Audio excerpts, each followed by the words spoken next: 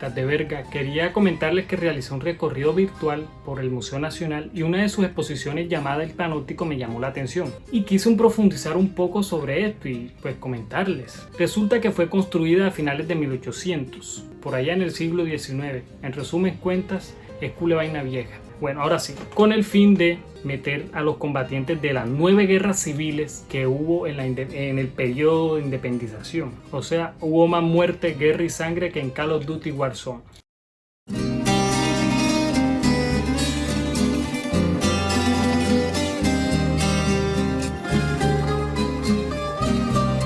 Ahora bien, culturalmente hablando, la mayoría de la sociedad en Colombia en el siglo XIX era rural. Se vivía a través del campesino, del cultivo. Cabe mencionar que las personas eran muy religiosas, exactamente la cristiana, y la educación era dictada también por la religión. Por eso es que hoy en día hay tanto colegio cristiano y tanto colegio religioso y de monje y católico y la vaina. Ustedes saben, o sea, es que todo viene, eso no, es de no acabar. Cabe mencionar que, como costumbres, las mujeres vestían pomposos vestidos, se peinaban muy lindo, muy europeo, con sombreros grandes. Y los hombres siempre tenían el sombrero bien vestidos de negro, pues así los pintan, así dicen los historiadores, de negro, y tenían un bastón, y pues el que no tenía sombrero no era nadie.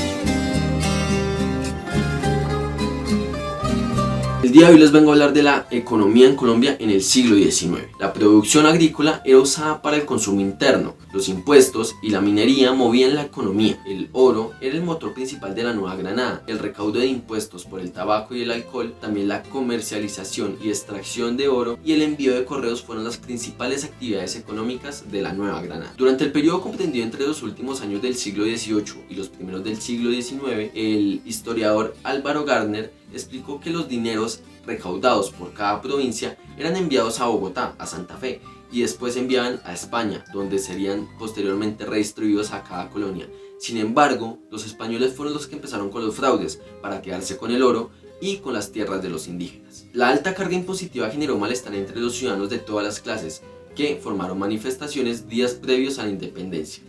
La producción agrícola solo bastaba para el consumo local, a diferencia de las colonias de Venezuela o Cuba que tenían la capacidad de comercializar sus productos afuera del país.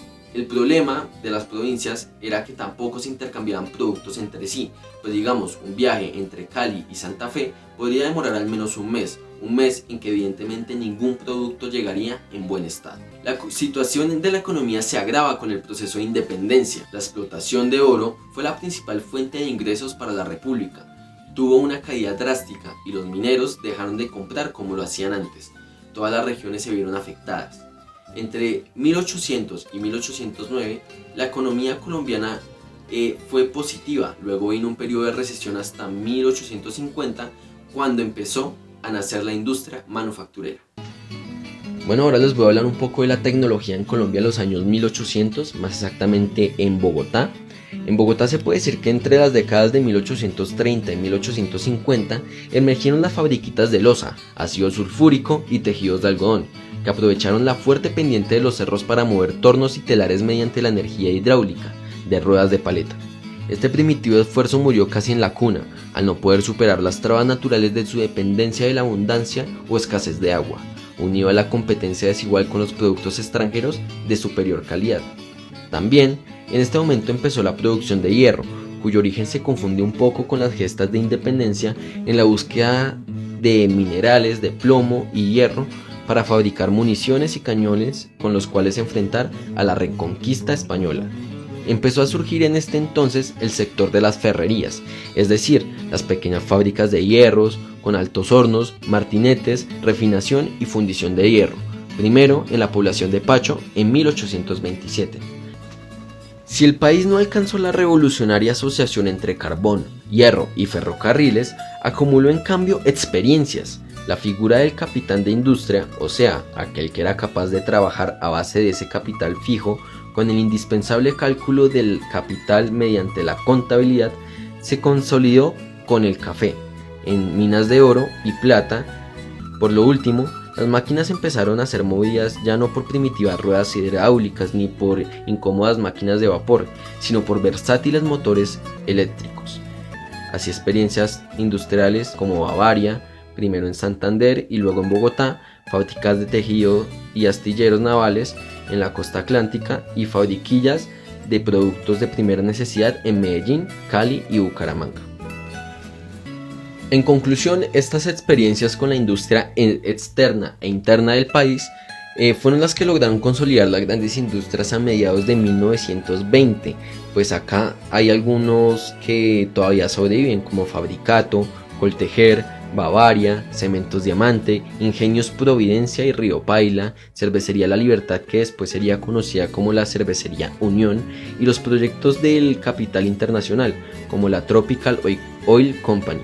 Esto nos demuestra que Colombia fue tomando muy poco a poco lo que fue en el siglo XIX la revolución industrial, un hecho casi exclusivamente europeo que después se trasladó rápidamente a Norteamérica y que con el tiempo fue llegando lentamente a partes de Latinoamérica, especialmente a Colombia, con la industria ferroviaria y la industria del hierro.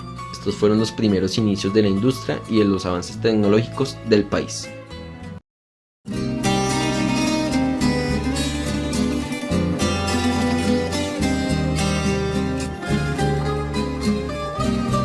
Para la segunda mitad del siglo XIX, Colombia estaba en esa reorganización después de las luchas de independencia. O bueno, es algo que no ha acabado de hacer, ya que no sabe ni dónde está parado. Bueno, sin embargo, Colombia heredó varias cosas de los españoles, entre eso su arquitectura. Como lo podemos ver, en varias ciudades se reconfiguró, o bueno, se siguió usando eso de dejar la plaza como centro junto a la catedral, edificios políticos alrededor. Y asimismo pues se iba acentuando las demás personas dependiendo su situación sociopolítica y cultural. Para ese entonces en Bogotá habían 3 penitenciarios en la plaza: la cárcel grande, la cárcel del divorcio y la cárcel chiquita. O bueno, así se quedan todas las cárceles aquí en Colombia, ya que por el hacinamiento no hay más espacio. De modo que en esa reconfiguración histórica y cultural, los colombianos no solo pensaban en abolir la esclavitud e impulsar el agro, sino que también en ver las cárceles como centros de penitencia y reforma para las personas. De modo que surgió la idea en 1870 de concebir un panóptico en un gobierno liberal.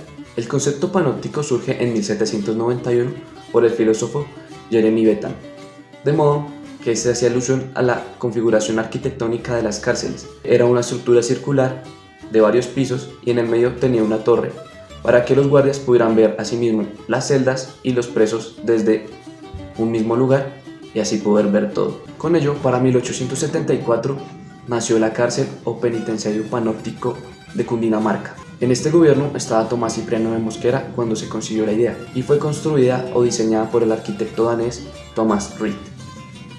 Sin embargo, esta estructura no cumplía con la idea de panóptico, era más como un panóptico radial, en el cual no contaba con una torre central, sino que por pisos los guardias podían tener una vista panorámica de cada nivel.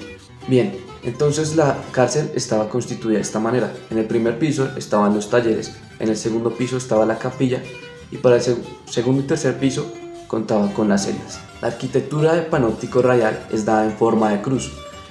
También cuenta con columnas, arcos y el grosor de los muros, que es una herencia muy española. Además de ello, la técnica de construcción es mampostería mixta, es decir, los materiales constitutivos que son piedra y ladrillo. Cuando se pensó la construcción de la cárcel, eso también nos reconfigura la arquitectura de la ciudad. Esta está ubicada afuera de la ciudad. Sin embargo, conforme al tiempo y a la evolución de la ciudad, esta se encuentra hoy en lo que hoy conocemos como el Centro Internacional.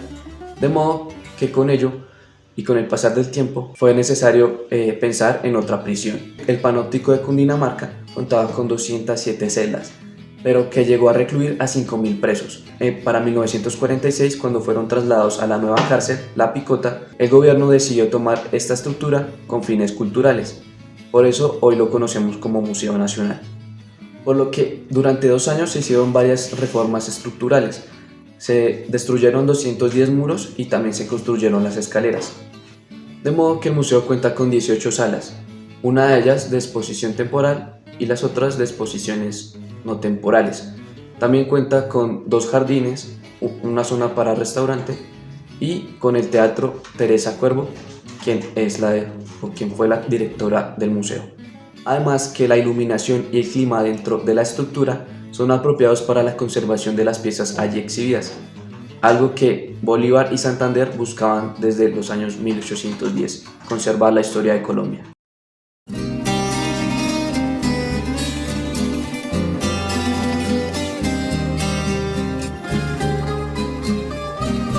Además de ello, el Panóptico de Cundinamarca, o bueno, lo que hoy conocemos como Museo Nacional, nos da varias pistas de cómo eran las costumbres de la sociedad colombiana para ese entonces. Colombia era una sociedad fragmentada en busca de la institucionalización, pero que heredó varias cosas de los españoles, como lo es el catolicismo e inhumanidad, este último haciendo alusión al trato hacia los presos. Se siguió teniendo en cuenta la idea de tener la iglesia como centro, como lo podemos ver en la Plaza de Bolívar, y también tener una capilla en el centro reclusorio, ya que se pretendía una reforma en los presos. También como costumbre se puede resaltar el conflicto o la violencia, influenciado directamente por la política. Otra costumbre a resaltar es que con esa idea de reformar a los presos, ellos tuvieron que intervenir en varias actividades, como en obras públicas, en la construcción de caminos, incluso en la construcción del centro reclusorio, también en actividades como talleres de zapatería, mecánica, carpintería e hilado, y que hoy también podemos ver en varios centros de reclusión. Sin embargo, a pesar de la reforma, el hacinamiento fue tan cruel y despiadado en la prisión que incluso fue llegada a conocerse como la gusanera. O bueno, es algo que nunca ha cambiado porque aún así lo seguimos viendo en los centros reclusorios actuales. Sin embargo, los peores momentos de la cárcel se dieron en 1899 a 1902, con la Guerra de los 1000 días, de modo que eran encarcelados sin juicio los presos políticos liberales, de modo que incrementaron exuberantemente el número de presos, empeorando las condiciones políticas de la cárcel. Todos estos factores no son lejanos a la actualidad colombiana, de modo que los concebimos como costumbres, como por ejemplo, somos un país laico, pero que es el país del Sagrado Corazón de Jesús. También vivimos bajo la polarización política, ese choque entre bandos, que dejaba a muchos en la cárcel e incluso a otros muertos. De modo que todo esto es reflejo de una sociedad que convulsiona, que no encuentra una organización política desde los tiempos de la independencia, y que hoy lo podemos presenciar en el hacinamiento en las prisiones. A pesar de todo lo que pasa en Colombia, estructuras como lo es el Museo Nacional, que antes fue el Penitenciario de Cundinamarca, son lugares de luz en el que se puede preservar el conocimiento y el patrimonio colombiano. Son lugares de cambio, ya que el que no conoce su historia está condenado a repetirla.